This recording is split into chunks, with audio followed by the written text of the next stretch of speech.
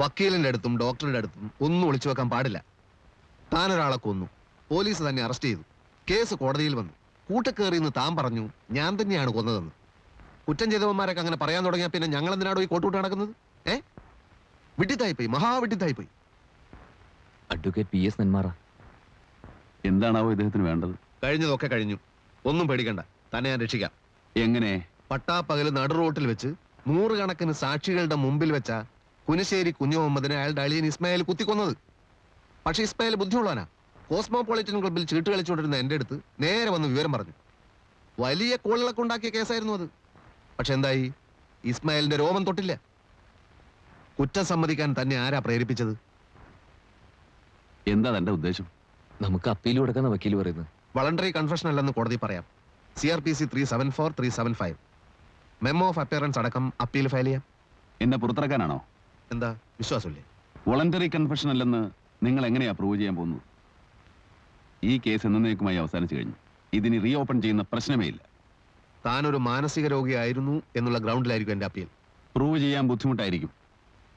സാധിക്കുമെങ്കിൽ ഈ ജീവപര്യന്തം ഒരു വധശിക്ഷയാക്കി മാറ്റി തന്നാ കൊള്ളാം. എന്താ, സാധിക്കോ? ഇയാൾ ശരിക്കും ഒരു മാനസിക രോഗി തന്നെയാണോ?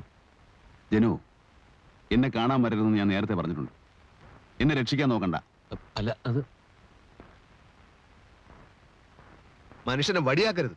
കോടതിയിൽ നിന്ന് തരിക നേരമില്ലാത്ത എന്നെ ജയിലിൽ പിടിച്ചുകൊണ്ടു നാടകം കളിക്കുന്നു. Bloody full. വക്കീലെ പ്ലീസ്, വക്കീലെ ഒന്ന് നിന്നേ. തന്റെ പടിമകളോ? ഞാൻ പറയുന്നത് കേൾക്കൂ. ഒന്നും എനിക്ക് കേൾക്കണ്ട. പ്ലീസ്, ഞാൻ പറയുന്നത് കേട്ടിട്ട് സംസാരിച്ചാൽ മതി. താ പോടോ. പ്ലീസ് കേട്ടിട്ട് പോ.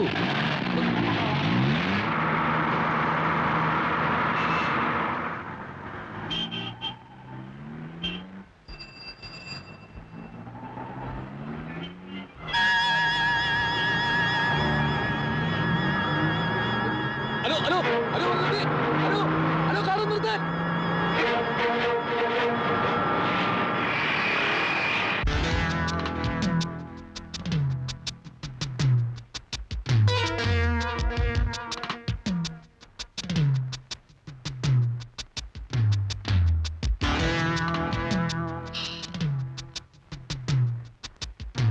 റൂമിലാളുണ്ടല്ലോ? ഉണ്ട് സർ.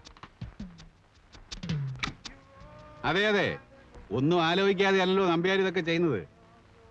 ചിട്ടിക്കമ്പനിയുടെ അധ്യായം ഇതോടെ ക്ലോസ് ചെയ്തു. ഇനി അടുത്ത മേഖലയിലായിരിക്കും കളി. ആളിങ്ങെത്തിയല്ലോ, കൊടുക്കാം. അളിയനാ. ഹലോ, മന്ത്രിയായതിനു ശേഷം ബന്ധുക്കളെ മാത്രമേ താൻ വിളിക്കൂ അല്ലേ? അയ്യോ, ഞാൻ വെറും ഒരു പാപ്പരല്ലേ, ഒരു ചില്ലിക്കാശിന് പോലും വകയില്ലാത്തവൻ. പിന്നെ ബഹുമാനപ്പെട്ട മന്ത്രിയുടെ അളിയനും പോലീസ് സൂപ്രണ്ടിന്റെ മോനും ഒക്കെ സുഹൃത്തുക്കളായതുകൊണ്ട് ഒരുവിധം ഇങ്ങനെ കഴിഞ്ഞു കൂടുന്നു. ഇല്ല, 2 ദിവസം കൂടെ കഴിഞ്ഞിട്ടേ വീട്ടിലേക്ക് മാറുന്നുള്ളൂ. ആ ഗസ്റ്റ് ഹൗസിലോട്ട് വാ. പിന്നെ ഞങ്ങളൊക്കെ കൂടിയാ തന്നെ മന്ത്രിയാക്കിയെന്ന കാര്യം മറക്കരുത് കേട്ടോ. വയ്ക്കട്ടെ. പോയ കാര്യം എന്തായി? ലൈസൻസ് കിട്ടും. എന്റെ ഒരു അമ്മാവനുണ്ട് കായംകുളത്ത്. കണ്ണും ചെവിയൊന്നും കേൾക്കില്ല. പുള്ളിയുടെ പേരിലെടുക്കാം. യെസ്. ആഹാ, താനെങ്ങനെ ഇവിടെ എത്തി? പിന്നെ നമ്മുടെ ചിട്ടി കമ്പനിയിലായിരുന്നു. ഓഹോ. കമ്പനി പൊളിഞ്ഞപ്പോ എന്നെ പോലെ തന്നെ ഇവരും കഷ്ടത്തിലായി. കമ്പനി പൊളിഞ്ഞത് എങ്ങനെയാണെന്ന് എനിക്കറിയാം.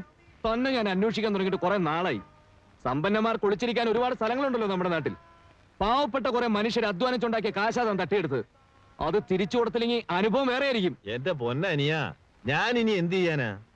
എല്ലാം ഞാൻ കോടതി പ്രസന്റ് ചെയ്തതാ. കോടതി എന്നെ IP ആയി പ്രഖ്യാപിക്കുകയും ചെയ്തു. എന്ന് വെച്ചാൽ ഒരുത്തനും ഞാൻ ഇനി കടം വീട്ടേണ്ടതില്ല. IP 5 സ്റ്റാർ ഹോട്ടലിൽ സ്കോച്ച് കുടിക്കുന്ന പാപ്പര്, നാട്ടുകാരുടെ പണം പറ്റിച്ചെടുത്ത് കള്ളക്കണക്കുണ്ടാക്കി നഷ്ടം കാണിക്കുന്ന കുറെ കമ്പനികൾ, അതും വല്ലവന്റെയും പേരിൽ. ഇവിടെ നിന്ന് ബഹളം വയ്ക്കരുത്. ഞാൻ പറഞ്ഞിട്ടല്ലല്ലോ താൻ ജോലിക്ക് ചേർന്നത്. ഡേവിഡ് ആണ് തന്നെ പരിചയപ്പെടുത്തിയത്. അയാൾ മരിച്ചുപോയി. ഇനി എന്തെങ്കിലും ഉണ്ടേ കോടതി ചെല്ല്. വേണ്ട, അല്ലാതെ തന്നെ നിങ്ങളെ ഞാൻ നേരിടും. നിയമം വളച്ചൊടിച്ച് കോടതി മുമ്പിൽ നിങ്ങൾ പാപ്പറായിട്ടുണ്ടാകാം. പക്ഷെ RK നമ്പ്യാരുടെ സ്ഥാവര ജംഗമ സ്വത്തുക്കൾ എവിടെയാണെന്നും ആരുടെയൊക്കെ പേരിലാണെന്നും ഇവിടുത്തെ നാട്ടുകാർക്കറിയാം. നിങ്ങളുടെ കള്ളത്തരങ്ങളെ കുറിച്ചുള്ള കുറെ തെളിവുകൾ എന്റെ കയ്യിലുണ്ട്. അത് ജനങ്ങളുടെ മുമ്പിൽ നിരത്തി തന്നെ കൊണ്ട് ഒരു തീരുമാനം എടുപ്പിക്കും.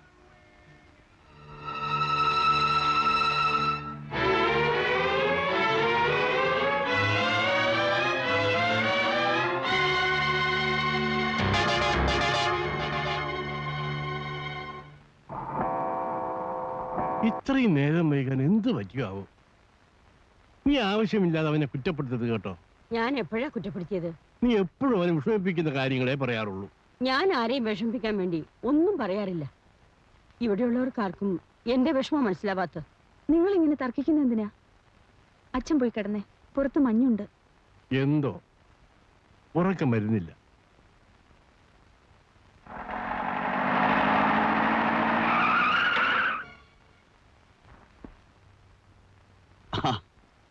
ഒറ്റയ്ക്കേ ഉള്ളൂ. അവനെവിടെയെങ്കിലും ഒളിച്ചു നിൽപ്പുണ്ടോ? എന്റെ പൊന്നു വക്കീലെ, അവന് വട്ടാണ്.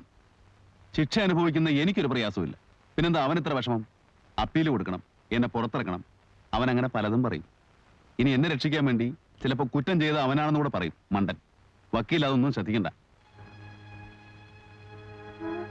അവനല്ലാതെ തന്നെ ഒരുപാട് കാര്യങ്ങൾ ചെയ്യാനില്ലേ? കടം വീട്ടണം, അനിയത്തെ കല്യാണം കഴിച്ച് അയക്കണം. ഇതൊക്കെ നമ്മൾ പറഞ്ഞു കൊടുത്തേ തീരുന്നു വെച്ചാൽ എന്ത് ചെയ്യും? ആ വക്കീൽ ഇവിടെ വരെ വന്നുകൊണ്ട് പറയാ, ഇനി എന്നെ കാണാനായിട്ട് വരണ്ട എന്ന് അവനോട് പറയണം. ജനാർദ്ദൻ ഇനി വരില്ല. ഇന്നലെ രാത്രി അയാൾ ആത്മഹത്യ ചെയ്തു. ഇന്ന് രാവിലെ റെയിൽവേ ട്രാക്കിലാണ് ബോഡി കണ്ടത്.